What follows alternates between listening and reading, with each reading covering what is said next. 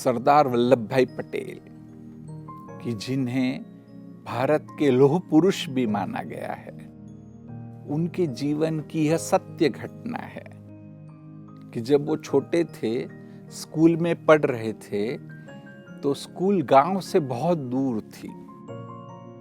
कुछ बच्चे साथ में मिलकर के स्कूल में पैदल जाते थे और कच्चा रास्ता होता था। कच्चे रास्ते में बहुत सारी झाड़ियां भी होती थी। एक बार सभी बच्चे जा रहे थे तो कुछ समय के बाद बच्चों ने देखा कि वह छोटा वल्लभ नहीं है। तो पीछे मुड़ करके भी देखा कि भाई वो नहीं आया है। तो थोड़ी देर वहां पर रुक गए। काफी देर के बाद वो आया। तो सभी ने पूछा कि क्या हुआ था, क्या गिर गए थे, क्या कुछ चोट लगी थी? कहा नहीं, ऐसा कुछ भी नहीं था। तो फिर इतनी देर क्यों लगाई तुमने? तब उन्होंने बताया कि रास्ते में एक झाड़ी थी कि जो आने जाने वालों को तकलीफ दे रही थी। पहले तो मैंने सोचा कि वो जल्दी से निकल जाएगी, परंतु वो जल्दी से बाहर नहीं निकली। तो भी मैं उस पे लगा रहा। मैंने सोचा था कि ये सबको तकलीफ देती है, और अंदर में मैंने पक्का किया था कि आज इस झाड़ी को निकाल के ही रहूंगा। मुझे काफी टाइम लगा, परंतु आखिरी में वह झाड़ी वहां से मैंने जमीन से निकाल दी, उसको दूर फेंक दी, और फिर देखो मैं आपके पास आ गया। उसने हाथ में भी बताया, देखो मेरे हाथ में भी छाले हो गए हैं।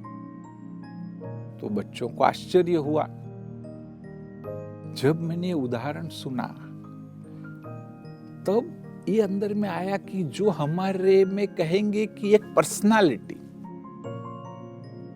उनकी जो पर्सनालिटी थी वह बचपन से ही वह स्ट्रॉन्ग पर्सनालिटी थी। आपने भी सुना होगा, एक कंसेप्ट है इमोशनल इंटेलिजेंस, कि व्यक्ति जो चीज को डिसाइड करता है उसको करके ही रहता है। तो यहां पर भी जो उनके मन में आया कि ये झाड़ी बीच में एक रुकावट है। अगर कोई एक आम व्यक्ति होता, बहुतों को ये विचार आ सकता है कि ये झाड़ी रुकावट है, झाड़ी को मैं निकाल दूं। अगर 2 बार 3 बार कोशिश की और अगर झाड़ी नहीं निकली तो शायद उसको छोड़ देता, सोचता कि ठीक है अभी फिर देखेंगे। या तो ऐसा भी आमतौर पर जैसे हमारे जैसे लोग सोचेंगे कि भी मेरा क्या जाता है, चलो मुझे तो स्कूल में जाना है, मुझे देरी हो रही है, मेरे मित्र मेरा इंतजार करते होंगे। परंतु छोटे वल्लभ भाई ने यह नहीं सोचा। जो उनमें अंदर में वो डिटर्मिनेशन का गुण था कि जो भी कार्य हाथ में लिया है उसको पूरा करना ही करना है, और उन्होंने उसको पूरा किया। तो ऐसे ही हम सबको यह जो गुण है डिटर्मिनेशन का, वो कब आता है कि एक बार आप करिए। उदाहरण के रूप में अगर उन्होंने वो छोड़ दिया होता तो सबकॉन्शियस क्या मैसेज देता है कि तेरे से नहीं होगा। दूसरी बार फिर वापस कोई ऐसी बात आएगी तो हम और कम पुरुषार्थ करेंगे, तीसरी बार और कम पुरुषार्थ करेंगे, और आखिरी वही आपकी आदत हो जाएगी। तो इसलिए अगर हमें हमारे सबकॉन्शियस को पावरफुल बनाना है तो जो विचार करो वैसे ही कर्म करो।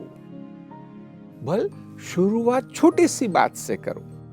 आप देखना, हम सब सोचते हैं, उदाहरण के रूप में आपने सोचा है कि मुझे सवेरे 4 बजे उठना है, अलार्म बजा, लेकिन आप सोचते अरे आज तो बहुत थक गया हूं, आज नहीं उठता, थोड़ी देरी के बाद उठूंगा। तो सबकॉन्शियस को ये मैसेज मिला कि तेरे से नहीं होने वाला है, तू जो निर्णय करता है उस अनुसार करता नहीं है। परंतु एक बार जब आपने निर्णय किया था तो मुझे उठना ही है, तब सबकॉन्शियस को यह मैसेज मिलेगा कि तुमको करना ही है, और वो दोबारा उल्टा उस चीज को इजी करेगा।